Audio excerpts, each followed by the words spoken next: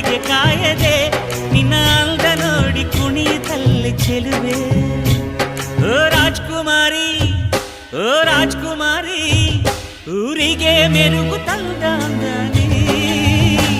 ನಿನ್ನ ನಗುವೆ ಬಂಗಾರ, ಮೌನ ಅಲಂಕಾರ, ನಿನ್ನ ಅಂದವ ನೋಡಿ ನಾನು ಕವಿಯಾದ್ನಲ್ಲ. ಅಂದಕ್ಕೆ ಅಂದದಂದ ತಂದಾನ, ಅಂದದ ಬೊಂಬೆಗೆ ಗಂಧದ ಶೃಂಗಾರ, ಚಂದದ ಬೊಂಬೆಗೆ